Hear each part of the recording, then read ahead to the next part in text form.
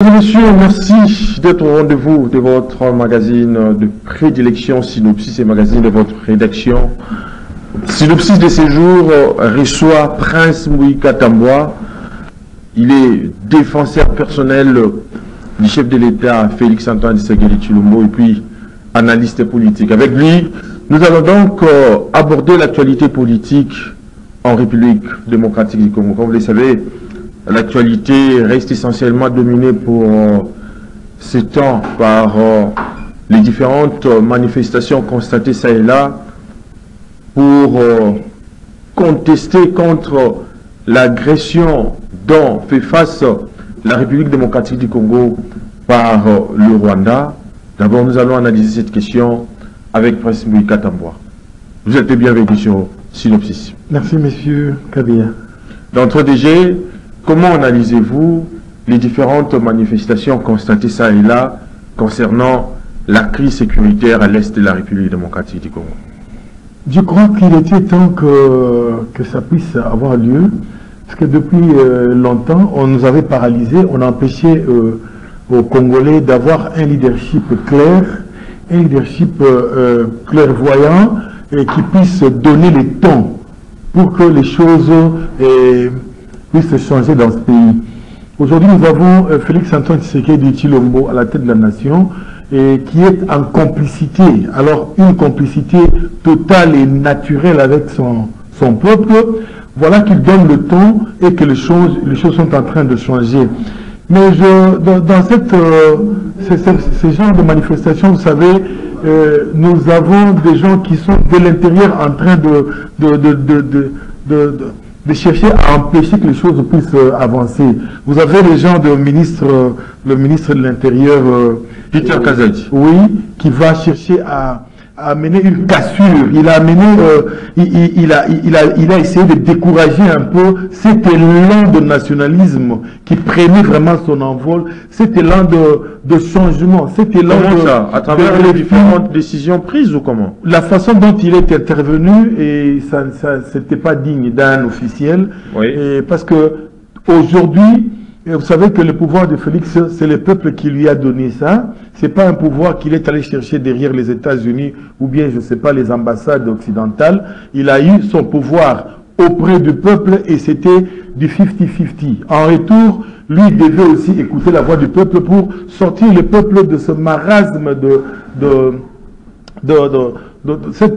cette impécuniosité, je dirais, cette pauvreté accrue que le peuple est en train de mais Prince Mouika Tamboua, maintenant que le peuple donne le ton, oui, il donne quand même, il prend les choses en main pour juste aider Félix Tshisekedi à accomplir le souci qu'il a d'amener le pays au développement.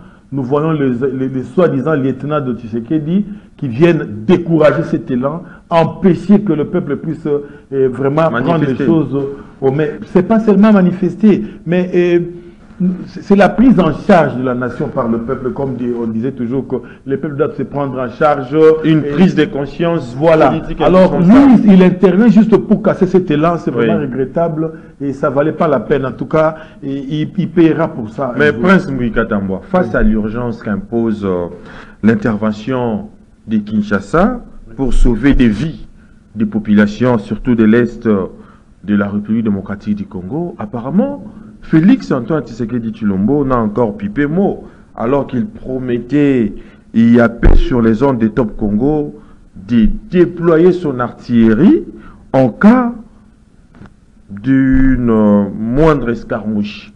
Mais où en sommes-nous avec cette décision du chef de l'État? Vous savez, s'il faut attendre que le chef puisse déclarer que voilà, nous allons en guerre contre le Rwanda, il l'a déjà fait dans de différentes manières. Je ne sais pas qu'est-ce qu'on attend encore. Et il doit, vous savez, déclarer une guerre contre une autre nation aujourd'hui.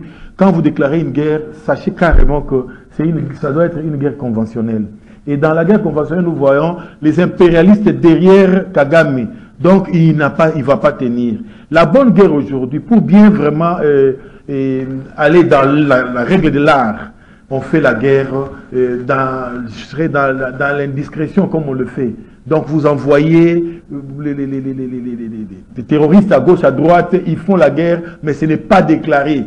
Vous voyez par exemple la Russie qui fait la guerre à l'Ukraine, mais qui ne déclare pas la guerre, qui dit c'est une opération militaire. Donc la Russie est très forte, elle pouvait déclarer que non, je suis en guerre, contre. Donc c'est pas une blague là, aller déclarer que nous sommes en guerre. Sinon vous verrez les États-Unis. Mais il a promis, oui, une fois qu'il serait élu, il va réunir les deux chambres du Parlement réunies en congrès pour déclarer la guerre contre la Rwanda, bien que le Sénat n'est pas encore mis sur pied, mais quand même, on doit voir des signaux forts face à cette guerre d'agression. Vous le dites bien, on doit voir des signaux forts. Moi, je crois que c'est différent d'une simple déclaration. Il peut bien déclarer que voilà, je vais en guerre pour ne rien faire. Mais lui, il passe à l'action. La guerre est déjà déclarée parce que quand vous le voyez attaquer, quand vous voyez tout ce qu'il y a comme arsenal qui guette le Rwanda, quand vous voyez comment on est en train de mietter tous ces soldats qui viennent de Rwanda, on est en train de les rendre vraiment en poudre et puis ils vont faire la fumée pour nourrir nos populations. Vous ne trouvez pas que c'est déjà la guerre qui est là? Mais on est en pleine guerre. Quand vous voyez un Jean-Pierre Bemba quitter Kinshasa, en une semaine, il fait 2 mouvements. C'est parce qu'on est en guerre, c'est pas parce que on doit seulement déclarer. La guerre est déclarée déjà. Quand vous voyez les Sukhoi monter et embraser les soldats ennemis et tout ça, c'est déjà la guerre qui est déclarée. La guerre est montée, est déjà déclarée, bien sûr, mais la question que l'on doit se poser ici de toutes nos lèvres est celle de savoir, est-ce que Félix Tshisekedi est au courant des tueries de la population de l'Est de la République démocratique du Congo par le Rwanda et ses supplétifs du M23? Ajoutez cela, Corneille Nangaa qui également contre la population en train de tuer la population de l'Est. Est-ce qu'on ne pourrait pas faire une dynamique opérationnelle pouvant permettre l'éradication pure et simple des rebelles du M23? Vous savez, il fallait d'abord, la guerre c'est pas comme ça, c'est un art. C'est pas qu'on va aller directement, on finit avec... C'est une guerre non conventionnelle. C'est-à-dire les gens là, ils viennent, ils sont dans la population, ils sont en train de se cacher. C'est vraiment non conventionnel. Et quand ils font ça, vous devez chercher à les démasquer. Sinon, vous allez finir avec votre population. Et vous voyez comment on les a contenus. La première stratégie, c'était de les contenir d'abord, de les empêcher d'avancer et puis de les faire reculer, de commencer maintenant à les éliminer jusqu'à ce qu'on va terminer cette histoire et puis on va vers le Rwanda. La guerre est là parce que nous sommes opérationnels sur le terrain. Mais vous parlez d'une guerre asymétrique, oui, non conventionnelle, oui. Mais cependant, l'opinion considère au sein de Félix Tshisekedi qu'il ne sait pas encore concilier l'essence de ces déclarations avec la simplicité de l'expression, parce que on ne pouvait pas comprendre que Félix Tshisekedi ne fait que promettre et promettre sans pour autant ne serait-ce que réaliser. En fait, il devait quand même concilier toutes ces tendances pour remettre en question cette question sécuritaire en vue de remédier à cette problématique. Vous voyez les efforts qui sont en train d'être faits. Vous voyez quand on vous dit on a déniché des officiers dans nos rangs, on a arrêté, on est en train de progresser, on a massacré les Rwandais qui étaient venus. Tout ça, ce sont les efforts. Bon, on ne sait pas aller déclarer comme ça que non. Sinon, on va livrer ces stratégies de l'autre côté. Mais il faut quand même les reconnaître. Face à la situation de l'Est, Félix peine à s'affirmer normalement. Bon, vous direz qu'il est en train, ça dépend de quel côté vous vous trouvez. Vous savez, une guerre, c'est pas tout de suite on la gagne, hein. Donc c'est des stratégies, il faut avoir des hommes, il faut avoir des intelligences, il faut avoir le matériel et tout ça, et des relations. Aujourd'hui, on ne peut pas mener une guerre seule. Donc il faut avoir des alliés à gauche, à droite, et tout ce travail, nous voyons comment Félix Tshisekedi est en train de le faire sans trop peiner. Donc, quand vous dites qu'il est en difficulté, moi, je partage pas cet avis parce que je vois comment il y va avec toutes les stratégies. Mais seulement, il faut faire attention. Oui. Si vous poussez Félix à aller déclarer seulement que non, je déclare la guerre contre le Rwanda, dites-vous, du jour au lendemain, ce sont les États-Unis qui vont se manifester tout de suite clairement. L'Angleterre, l'Union européenne, alors ils viennent, ils disent, voilà, comme le Rwanda est en danger, nous venons le protéger. Et là, ça sera pire que tout ce que vous... Donc, laisser les choses aller dans les sens asymétriques là, je crois que nous avons la victoire parce que nous sommes en train d'avancer. Mais la population s'inquiète également par rapport à la position du gouvernement qui, du reste, fait des gestes comme tous les joueurs le font, alors que c'est le gouvernement qui est censé résoudre ces problèmes. Mais les gouvernements de la République tentent de dénoncer au lieu de résoudre la question sécuritaire à l'Est. Vous savez, parlant de ces fameux gouvernements, c'est quoi encore le Premier ministre? Le gouvernement Samaloukonde 2 là. Vous savez, c'était une histoire, je dirais, c'était presque, excusez-moi le terme, mais c'était presque une racaille. On a amené toutes sortes de poissons dedans et puis surtout des infidèles. Des gens qui n'avaient pas d'idéologie, des gens qui n'étaient pas rodés au travail. Donc ils étaient là juste parce qu'on devait se faire, on devait être ministre avec les relations qu'ils ont utilisées. Mais vous voyez un gouvernement qui va faire ces gestes que le peuple est en train, le joueur est en train de faire pendant que le gouvernement devait prendre les choses en main. Moi, je suis content que ce gouvernement disparaisse même. Mais quand même, ils n'ont que quelques minutes pour disparaître. Le président de la République n'a pas posé ce geste. Le VPM de la Défense, lui aussi, n'a pas pu... voilà les gens qui sont en plein travail. Ils ne sont pas dans la distraction. Quand vous voyez le chef de l'État, il n'est pas dans la distraction. Et cette guerre, il l'a menée depuis tous ces temps, sans le gouvernement. Oui. Vous avez eu un Premier ministre qui ne parlait presque pas, c'était effacé. Et ses ministres aussi étaient avec lui. Mais il n'y avait que Jean-Pierre Bemba qui s'est démarqué, qui était en train de faire le travail. Et vous le voyez jusqu'aujourd'hui, ne pas être dans cette distraction-là, mais être en plein dans le travail. Donc moi, je crois que le temps est venu où ce gouvernement-là vraiment doit disparaître. Comme le Premier ministre est démissionnaire, donc, et avec son équipe, je crois qu'il est temps que nous n'avons même pas besoin de vite faire un gouvernement tout de suite. Nous avons besoin peut-être d'avoir quelqu'un comme Jean-Pierre Bemba qui va diriger l'action gouvernementale. Donc on peut le mettre là-bas comme Premier ministre intérimaire. Il n'a pas besoin de l'aval du Parlement pour aller faire des cérémonies. Voilà, il présente les plans de travail, il présente l'équipe gouvernementale. Ça va nous prendre 5, 6, 7 mois pendant que la guerre est déjà devant nos portes. Moi, je crois qu'il est temps qu'on mette les choses en place. Ça dit, on prend Jean-Pierre Bemba, le Premier ministre intérimaire, il prend les groupes de secrétaires généraux, les chefs des administrations. Il travaille avec ces gens-là, accompagné de quelques conseillers. Je crois qu'en 6 mois, 1 année, on aura de bons résultats et on aura moins de dépenses des institutions, comme autrefois avec les gouverneurs, les gouvernements et les ministres. Du train de vie des tout ça, ça sera vraiment limité. On travaille avec des secrétaires généraux, avec Jean-Pierre Bemba en action, et puis le président qui donne l'impulsion. Je crois que les choses vont changer. Et alors radicalement. Combien de temps? Parce qu'il faut nécessairement... ça prend le temps que ça pourrait prendre. La mise sur pied d'un gouvernement. Vous savez, ce qui manque au Congolais, le Congolais n'a pas besoin d'un gouvernement. Le Congolais a besoin que les conditions de vie puissent changer. Le Congolais a besoin qu'on arrête, qu'on finisse avec la guerre. Comment on peut trouver une solution à la guerre et puis finir? Le Congolais a besoin de la paix. Le Congolais a besoin du développement de son pays. Et si ça peut venir sans un gouvernement, je crois que je suis parmi ces gens-là qui militent pour que le gouvernement-là, on mette ça de côté. Ce n'est pas une violation de la loi?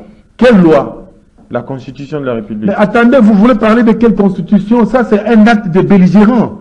C'est un acte de belligérance. C'est-à-dire, les gens qui étaient très forts en ce moment-là, ils se réunissent, ils disent, voilà comment on va se départager et les butins, et puis les dictats viennent du Rwanda, on conçoit ces documents, on amène, je ne sais pas, en Angleterre, aux Royaumes-Unis, et puis après, on vous amène ça ici. On vous l'impose pas, Kabila. Ça, c'est pas de Constitution. Justement, par rapport à la Constitution, vous l'avez évoqué d'ailleurs, parce que je crois que c'est le 18 février, que c'est dimanche, que la Constitution de la République va totaliser 18 ans. Ouais. Vous, en tant qu'analyste politique, comment interprétez-vous notre Constitution telle qu'elle est rédigée par les constituants? 18 ans de gâchis. Ah bon? Ouais. Moi, je regrette amèrement, si cette Constitution n'était pas ici, chez nous, si elle n'a pas été acceptée, et comme on nous avait fait avaler ça de force, peut-être le pays aurait déjà pris son envol de développement avec Félix Tshisekedi.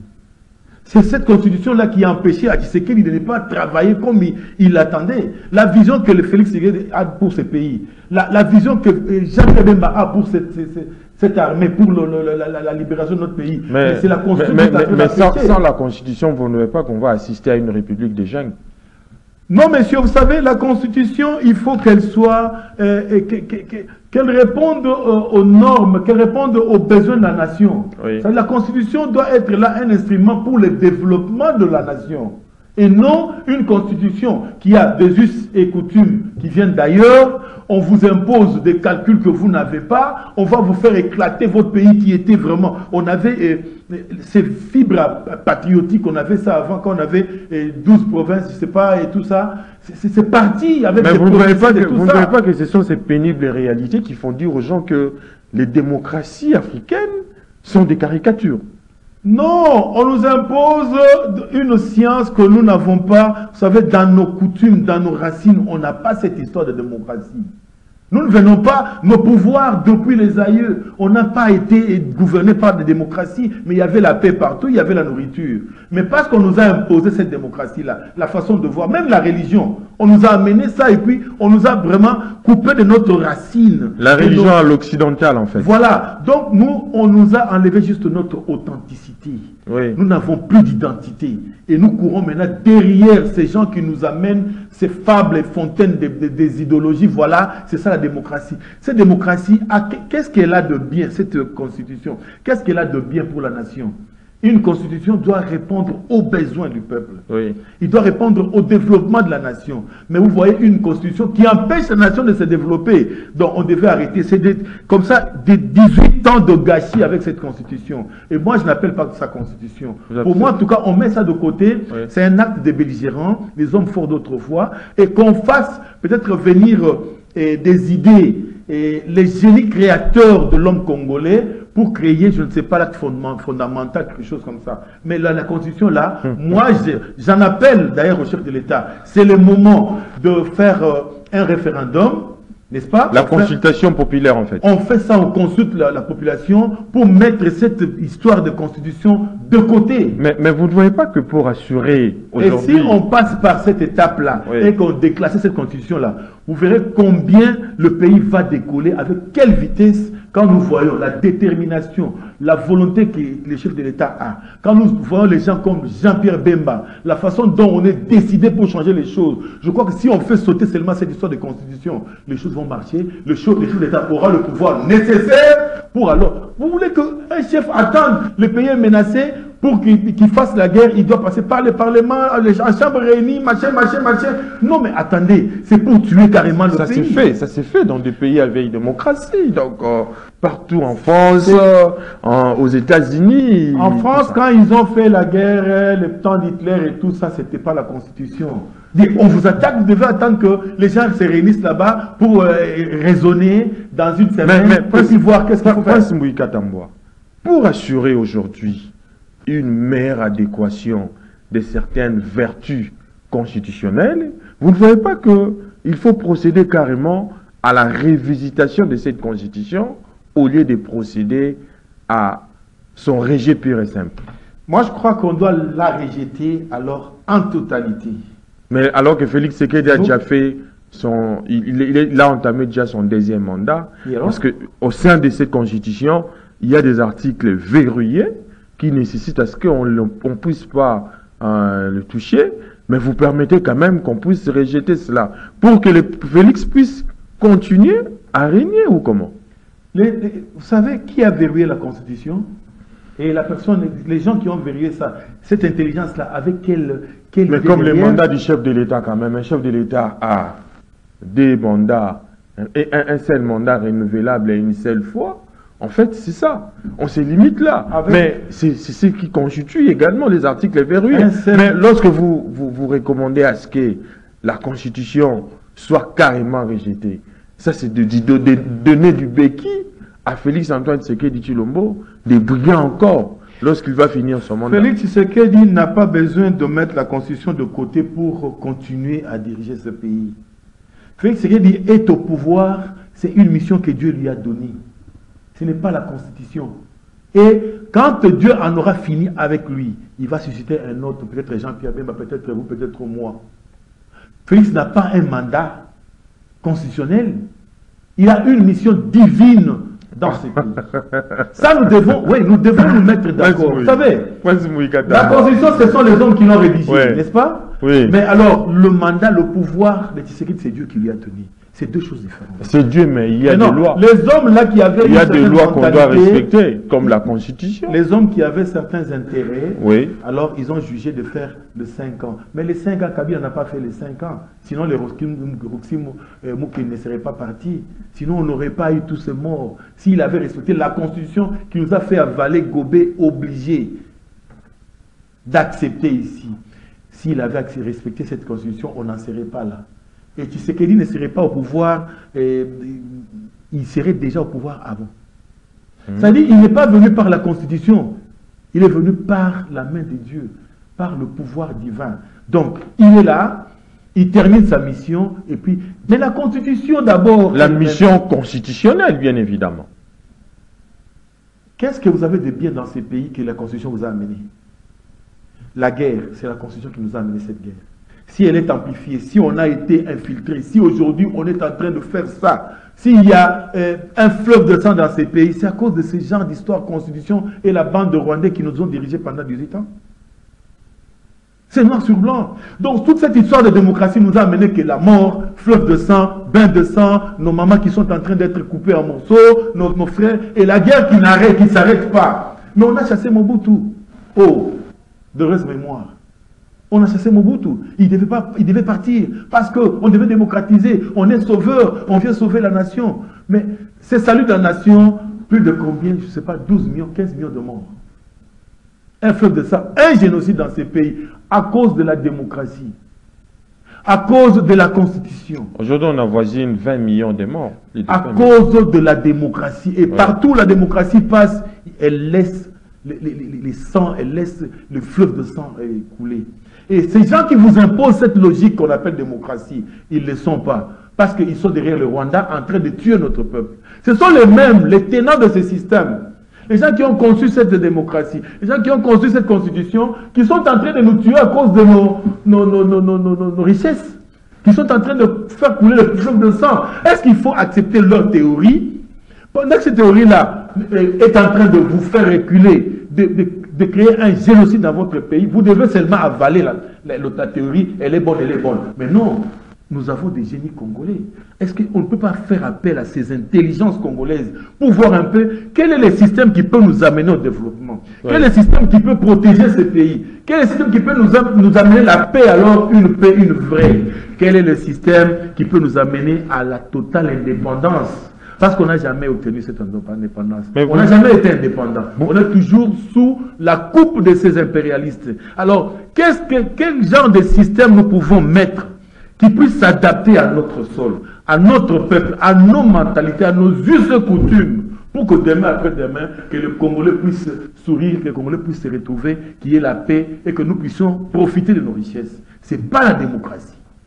En tout cas, pas la démocratie. Mais vous ne voyez pas que, face à ce que vous avez évoqué, il appartient aujourd'hui aux jeunes générations et aux élites de prendre une autre dimension des choses, c'est-à-dire que remettre en question certaines données de nos traditions, afin d'ouvrir notre avenir, d'autres perspectives. Mais dans ce genre de travail, vous ne voyez pas que la passion négative n'est pas de mise, d'autant plus qu'il est inopérant de s'acharner sentimentalement aux impérialistes qui nous ont apporté cette constitution. De même, il est néfaste aussi de prendre une nouvelle allure pour bien développer la République démocratique du Congo.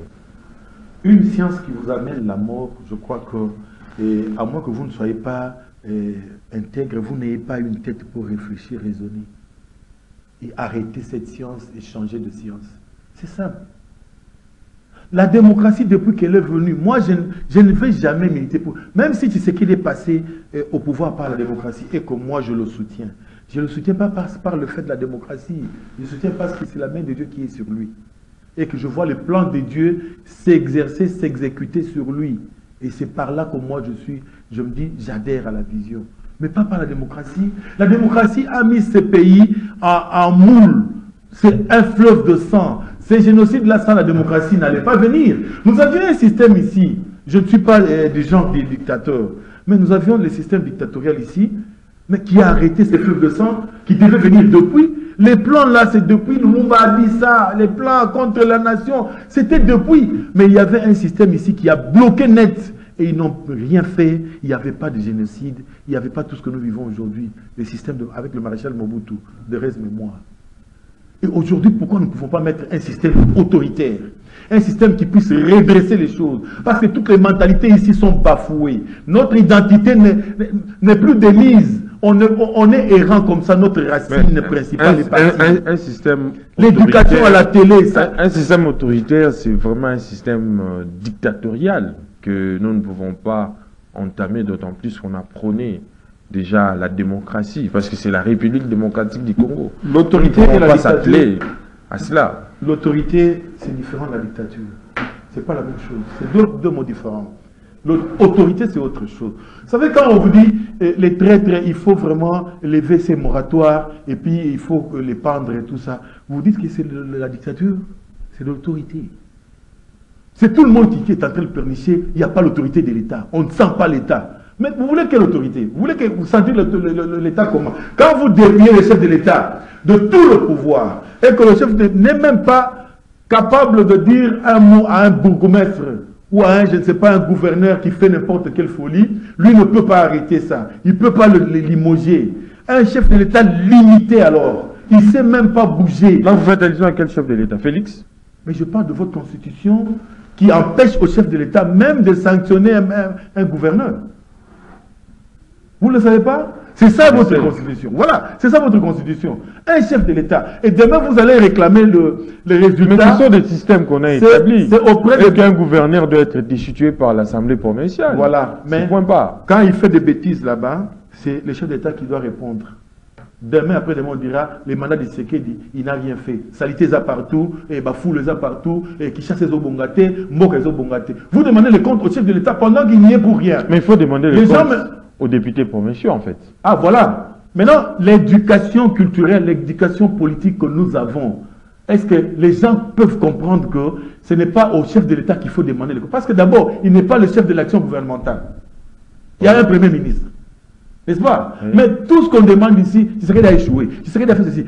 Même si on tuait quelqu'un là-bas, Tshisekedi, vous voyez un peu, tout ça c'est quoi? C'est la confusion. Mais il n'est pas maître de l'action gouvernementale, bien évidemment, mais c'est lui, le gouvernement. Pourquoi il doit répondre alors? Le gouvernement définit son programme d'action. En fait, c'est ça. Mais alors pourquoi le chef d'État doit répondre maintenant? C'est là où je pose la question pour vous dire que cette histoire de constitution... En tant que garant du bon fonctionnement de l'institution. Ah voilà, c'est là où je vous dis, et puis, c'est pas lui qui investit le Premier ministre, même le gouvernement. Le Parlement, c'est le Parlement. Oui. Donc vous voyez que les responsabilités sont partagées. Mais quand on demande les comptes, en fin de compte, on dit, le chef d'État a échoué, 5 ans de mandat bidon. Vous voyez, c'est là où moi je voulais qu'on puisse casser cette ossature-là.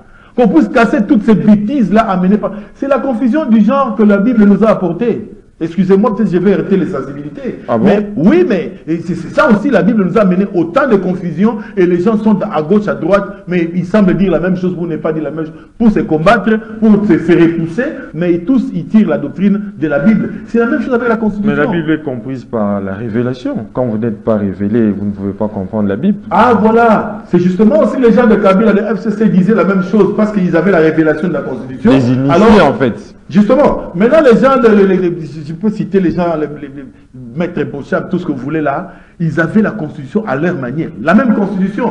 Mais parce qu'eux avaient le pouvoir de marcher sur cette constitution-là et vous faire avaler ça à leur manière. Et quand les autres maintenant de l'IDPS de Tshisekedi sont venus, ils ont compris la même constitution aussi. Alors, et puis, ça sera comme ça, des guerres fratricides. À cause de quoi? D'un document conçu par des hommes comme vous. Vous avez la même intelligence que ces gens, peut-être plus. Vous pouvez bien concevoir la chose parce que vous avez les réalités de votre terrain sur place. Vous connaissez votre peuple, vous avez votre peau, vous avez tout le sang congolais. Et vous connaissez qu'est-ce qui manque à notre pays pour qu'il puisse avancer. Plus que les gens qui ont conçu cette constitution-là. Mais vous voulez seulement vous cramponner à ce qui a été écrit par des autres. Non, mais arrêtons cette histoire. Prenons cette histoire de constitution, mettons-la dans la poubelle. toute la constitution, alors qu'on mette ça dans la poubelle. Alors on va changer les choses et je crois que le pays va prendre une vitesse de développement sans précédent. Changeons de chapitre. Oui. Hier, l'Union pour la démocratie et le progrès social, cette formation politique chère à Etienne Tshisekedi, Wamulumba des Rés Mémoire, a fêté ses 42 ans d'existence. Vous, en tant qu'analyste politique, défenseur personnel du chef de l'État, votre analyse par rapport à cela? Je crois peut-être que je vais peut-être heurter certaines sensibilités en parlant de l'UDPS. Parce que moi, je soutiens le chef de l'État, je suis son défenseur personnel, je soutiens sa politique et puis la nation congolaise. Mais je ne suis pas de l'UDPS. Je n'appartiens à aucun parti politique. Je crois vous avoir dit ça plusieurs fois ici. Parce que je ne suis pas démocrate. Je n'aime pas la démocratie. Je combats la démocratie. Donc, tous ces groupements appelés démocratiques et tout ça m'intéressent moi. Mais parlons, parce que vous parlez de l'UDPS, je vous dirais que c'est tout de suite une coquille vide. Ah bon? Ah oui, je peux surprendre. C'est une coquille vide. Comment ça? Je vois la quintessence, je vois le poids de l'UDPS autrefois. Quand on était jeune, pendant Mobutu, je vois ce que c'était l'UDPS, parce que nous sommes la première ère de l'UDPS, vous en faites pas. Nous avons été là-bas. Moi, j'ai des coups de cicatrices de baïonnettes derrière mon dos ici à cause de l'UDPS. Nous avons connu l'UDPS comme parti politique, comme parti qui pouvait enseigner les valeurs, comme parti qui pouvait enseigner le nationalisme. Et qu'est-ce que c'était le combat politique. Et nous voyons autrefois notre leader sortir comme ça quand il dit « je démonétise » et ça passe à l'action directement, la banque tremblotée. Quand il pouvait faire son entrée au palais du peuple, tout le pillard amenait les biens de l'État pour retourner les véhicules et tout ça. Le pouvoir de la science qu'il avait. Mais aujourd'hui, vous me direz, qui peut se lever à l'UDPS ici pour mobiliser et bouger? Et pourquoi Félix Tshisekedi n'a même pas été candidat de l'UDPS? C'était un candidat indépendant, un candidat du peuple. Mais là où les bas blessent aussi, c'est du fait que l'UDPS, comme vous l'avez dit, cette grande formation politique qui a milité pour l'avènement de la démocratie dans notre pays et que sa survie soit mise en ballottage aujourd'hui pour des dissensions internes, des conflits, des guerres de positionnement. Et vous avez vu également la déclaration de Corneille Mulumba qui se disait que l'UDPS d'Etienne Tshisekedi n'est pas la même que nous voyons aujourd'hui. Mais en termes d'héritage, que reste-t-il au sein de l'UDPS, Prince Moïse Katambo? Vous savez, l'UDPS, comme je vous ai dit là, c'est juste une coquille vide. Le nom seulement UDPS. Le contenu, c'est vide. Zéro. Oui, il n'y a plus rien de consistant de l'UDPS que nous avons connu, avec les valeurs de la démocratie, les valeurs de le socialisme. Hein? Non mais il n'y a plus rien, ne vous en faites pas. C'est juste des gens, des petits clubs d'amis qui essayent de s'étirer et toi tu me donnes ça, non moi je vais appeler là-bas, moi je vais accéder, c'est tout ce qu'il y a. Mais même à la tête de l'UDPS, quand vous voyez notre frère ici qui est en train de diriger l'UDPS, Augustin Kabouya. Ben attendez, je ne sais pas aller trop loin, mais vous sentez qu'à l'UDPS il n'y a rien. Il n'y a rien. Donc, je ne sais pas aller trop en profondeur parce que je vais hériter les sensibilités, mais je vous dis, l'UDPS aujourd'hui, c'est juste, il n'y a rien de consistant. Mais l'arrivée de son parti politique en tête de résultats provisoires publiés par la CENI a fait de lui aujourd'hui un informateur. Il a été désigné informateur par le chef de l'État. Cela ne vous dit pas quelque chose? Vous savez, en l'UDPS, aujourd'hui, il y a des oiseaux rares. La plupart, le cerveau, hein, les nerfs de l'UDPS, c'est en dehors de l'UDPS. La plupart des gens qui connaissent ce que c'est l'UDPS, ils ne sont pas dans l'UDPS aujourd'hui.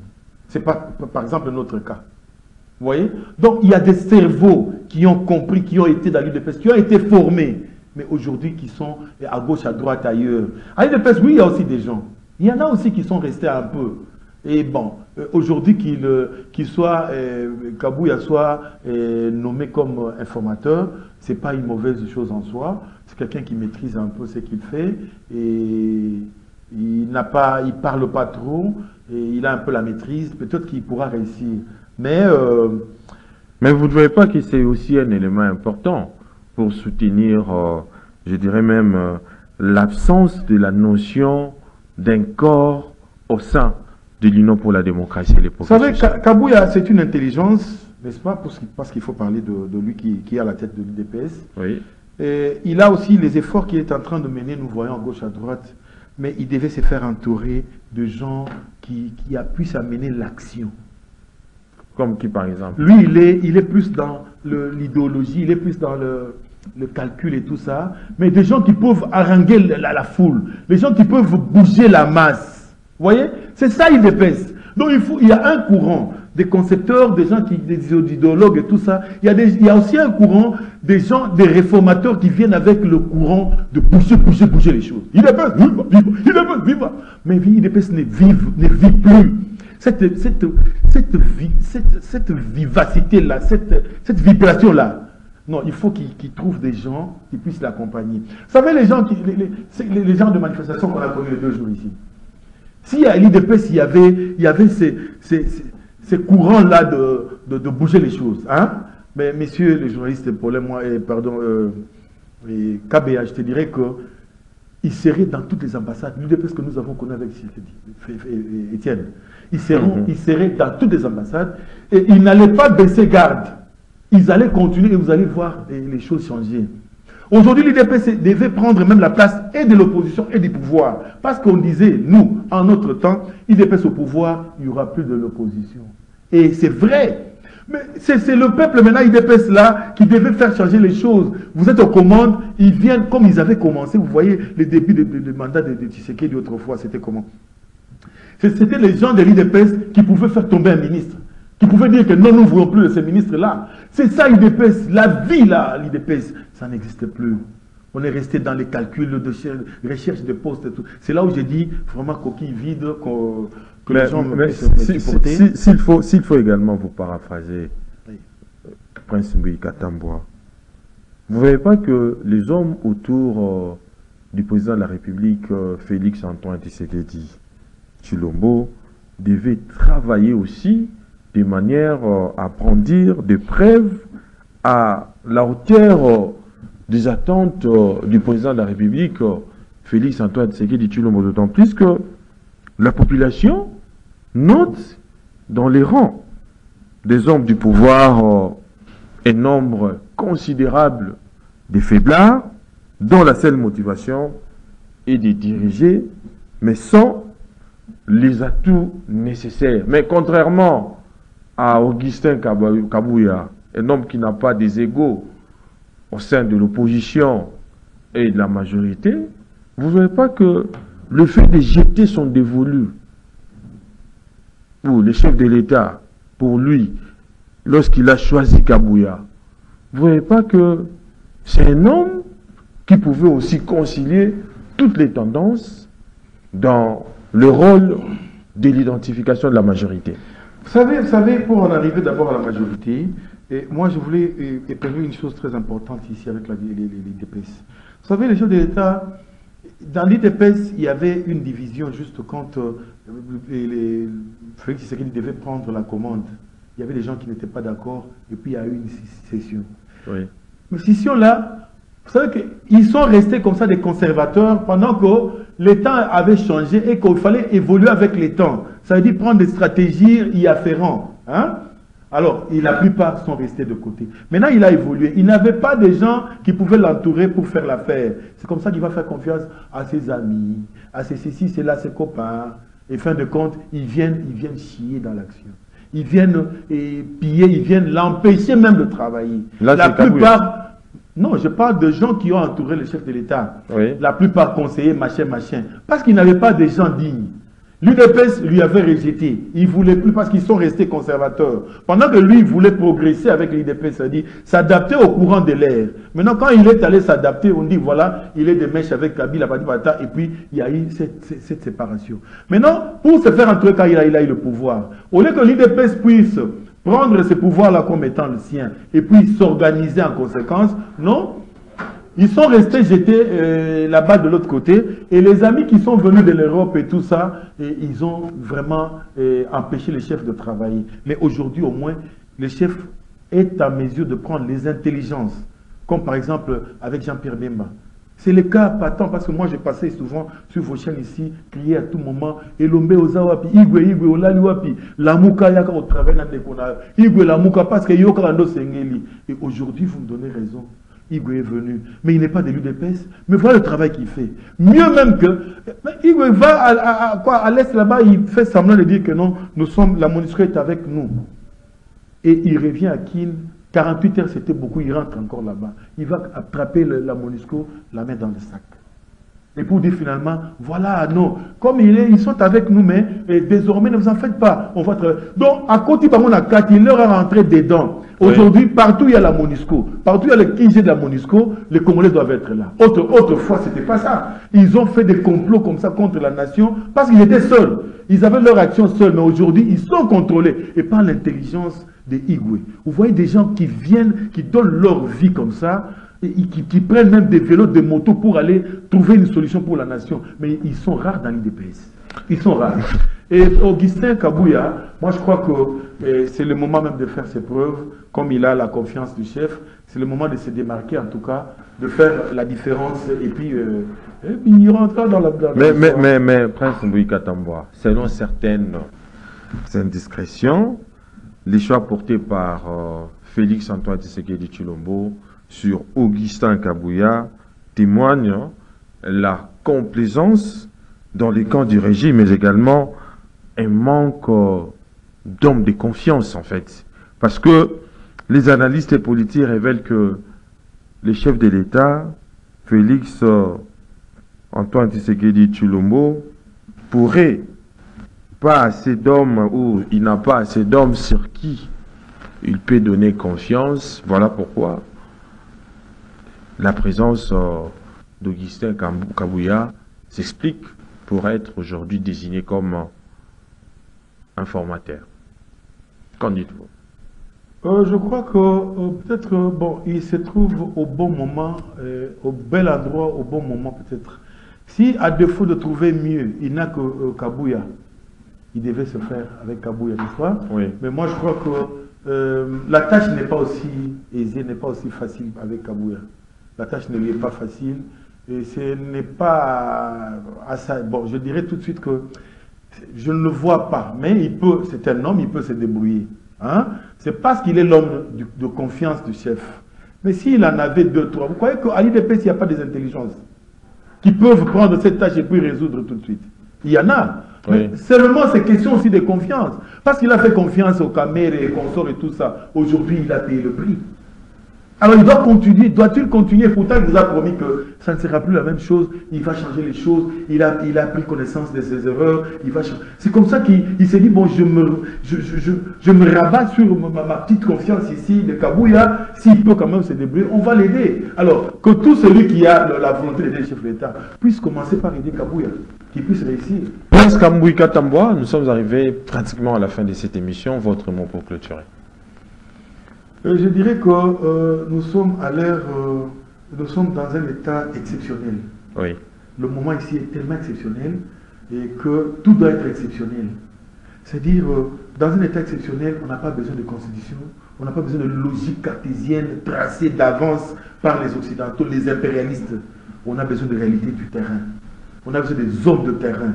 Et pour ce faire, je crois qu'il est temps qu'on puisse faire un référendum contre la Constitution pour la rejeter, oui, la mettre de côté, et puis donner peut-être la chance à Jean-Pierre Bemba, comme il montre combien il est capable de faire quelque chose pour changer les choses, qu'on lui donne la chance d'être ne fût-ce que les formateurs du gouvernement, Et par là, je vais demander à Igwe, Jean-Pierre Bemba, de ne pas aller trop vite chercher le gouvernement parce qu'on n'en a pas besoin tout de suite, de prendre les secrétaires généraux, de faire une équipe avec des conseillers et qui fassent le travail. Je crois qu'il va nous sortir de ce marasme de guerre et tout ça. Et après, on pourra penser à ces logiques de gouvernement, de constitution. Ça viendra après. Parce que ça nous a tellement roulé dans la farine tout le temps ici depuis les indépendances. Donc, on n'en sort pas. Maintenant, c'est le temps, en tout cas, on se décide.